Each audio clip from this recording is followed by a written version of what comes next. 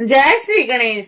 पार्वती के पिता के घर में आने पर महा उत्सव का होना और महादेव जी का नट रूप धारण कर वहां उपस्थित होना तथा अनेक लीलाएं दिखाना, शिव द्वारा पार्वती की याचना और किंतु माता पिता के द्वारा मना करने पर अंतर्ध्यान हो जाना। नारद जी बोले, हे विदेहे ताते महाभाग परमार्थ के ज्ञाता, आप धन्य हैं। आपकी कृपा से मैंने ये अद्भुत कथा सुनी। जब शिवजी कैलाश चले गए तब सर्व मंगला पार्वती ने क्या किया और वह पुनः कहाँ गई, और यह महामते मुझसे कहिए। ब्रह्मा जी बोले, हे तात, हर के अपने स्थान चले जाने के बाद जो कुछ हुआ उसे प्रेम पूर्वक सुनो। मैं शिव जी का स्मरण कर उसे कह रहा हूँ। पार्वती अपना रूप सार्थक कर महादेव शब्द का उच्चारण करती हुई पिता के घर अपनी सखियों के साथ गई और पार्वती के आगमन का समाचार सुनते ही मीना और हिमालय दिव्य विमान पर चढ़कर हर्ष से विवल हो अपने उनकी अगवानी के लिए चले। और उस समय पुरोहित, पूर्वासी और अनेक सखियां तथा अन्य दूसरे सब संबंधी आए। मेनाक आदि सभी भाई महाप्रसन्न हो गए, ओ जय शब्द का उच्चारण करने लगे। चंदन, अगुर, कस्तूरी और फल तथा वृक्ष की शाखाओं से युक्त राजमार्ग को अपूर्व सजावट से संपन्न कर स्थान स्थान पर मंगल घट स्थापित कराया गया और सारा राजमार्ग पुरोहित, ब्राह्मण, ब्रह्मवेता, मुनियों और नर्तकियों एवं बड़े बड़े गजेंद्रों से खचाखच भर गया। जगह जगह पर केले के खंबे लगाए गए और चारों ओर पति पुत्रवती स्त्रियां हाथ में दीपक लिए हुए खड़ी हो गई। ब्राह्मणों का समूह मंगल पाठ पूर्वक वेदों का उद्घोष कर रहा था और अनेक प्रकार के वाद्य तथा शंख की ध्वनि हो रही थी। और इसी बीच दुर्वा देवी अपने नगर के समीप आई और प्रवेश करते ही उन्होंने सर्वप्रथम अपने माता पिता का पुनः दर्शन किया और उन काली को देखकर माता पिता हर्ष से विह्वल हो प्रसन्नता से दौड़ पड़े। पुनः पार्वती ने भी उनको देखकर सखियों सहित उन्हें प्रणाम किया। माता पिता आशीर्वाद देकर काली को अपनी गोद में ले लिया और हे वत्स इस प्रकार उच्चारण स्नेह से विह्वल हो रोने लगे। तदंतर उनके अपने सगे संबंधियों की स्त्रियों ने तथा अन्य भाई आदि की पत्नियों ने भी प्रीति पूर्वक पार्वती का दृढ़ आलिंगन किया और उन्होंने कहा, तुमने कुल को तारने का कार्य भली भांति संपन्न किया और तुम्हारे इस सदाचरण से हम सभी पवित्र हो गए। और इस प्रकार गिरिजा की प्रशंसा कर सभी लोगों ने उन्हें प्रणाम किया और चंदन तथा उत्तम पुष्पों के द्वारा प्रसन्नता से उनका पूजन करने लगे। और उसी समय विमानों में बैठे हुए देवगण भी आकाश से फूलों की वर्षा करने लगे और पार्वती को नमस्कार कर स्तोत्रों से उनकी स्तुति करने लगे। इसके बाद ब्राह्मण आदि प्रसन्नता पूर्वक अनेक प्रकार की शोभा से सज्जित रथ में पार्वती को बैठाकर नगर में ले गए और ब्राह्मण, पुरोहित, स्त्रियों तथा सखियों ने बड़े प्रेम के साथ आदर पूर्वक उनको घर में प्रवेश कराया। स्त्रियां मंगलाचार करने लगी और ब्राह्मण आशीर्वाद देने लगे। हे मुनीश्वर, उस समय माता मेनका तथा पिता हिमवान को अत्यंत प्रसन्नता हुई। उन्होंने ग्रस्त आश्रम को सफल माना और कहा कि कुपुत्र की अपेक्षा पुत्री ही अच्छी होती है। तदंतर वे हिमालय आप नारद को भी साधुवाद देते हुए प्रशंसा करने लगे।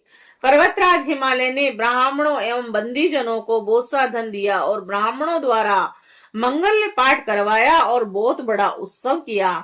हे मुने, इस प्रकार बहुत प्रसन्न हुए माता पिता, भाई तथा सभी संबंधी गण पार्वती के साथ आंगन में बैठे। हे तात, तत्पश्चात हिमालय परम प्रसन्न हो सभी संबंधियों का प्रेम पूर्वक सम्मान कर गंगा स्थान को गए और उसी समय लीला करने में तत्पर भक्त वत्सल भगवान शंकर सुंदर नाचने वाले नट का रूप धारण कर मेनका के समीप पहुंचे। वो बाएं हाथ में श्रृंगी, दाएं हाथ में डमरू और पीठ पर गुदड़ी धारण करके रक्त वस्त्र पहने हुए नृत्य गान में प्रवीण वे शिवजी मेना के आंगन में बड़ी प्रसन्नता के साथ अनेक प्रकार का मनोहर नृत्य एवं गान करने लगे। वे सुंदर ध्वनि से श्रृंगी तथा डमरू बजाने लगे और नाना प्रकार के मनोहर लीला करने लगे। और उस लीला को देखने के लिए सभी नगरवासी स्त्री पुरुष बालक तथा वृद्ध सहसा वहां आ गए।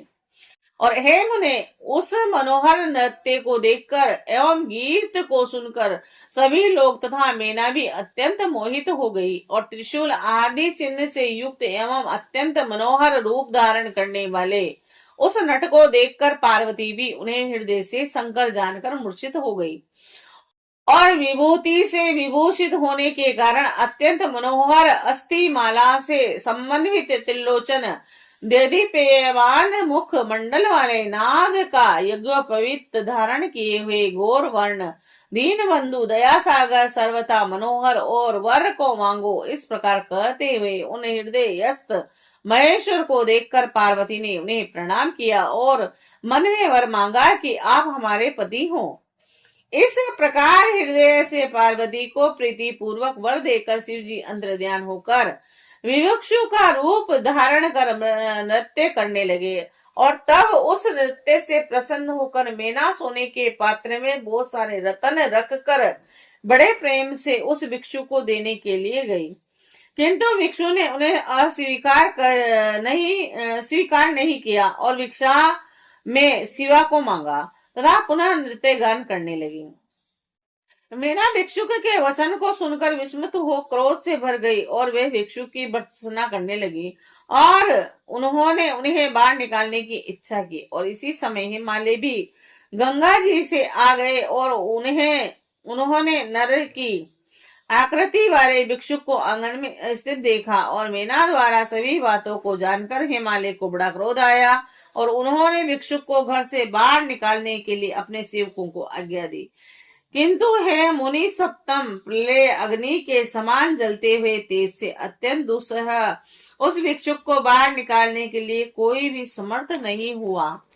और हे तात, उस समय अनेक लीलाओं में प्रवीण उस भिक्षु ने पर्वतराज हिमालय को अपना अनंत प्रभाव दिखाया और हिमालय ने देखा कि वह भिक्षुक तीक्ष्ण किरीट कुंडल पीतांबर तथा चतुर्भुज रूप धारण कर विष्णु के स्वरूप में हो गया है।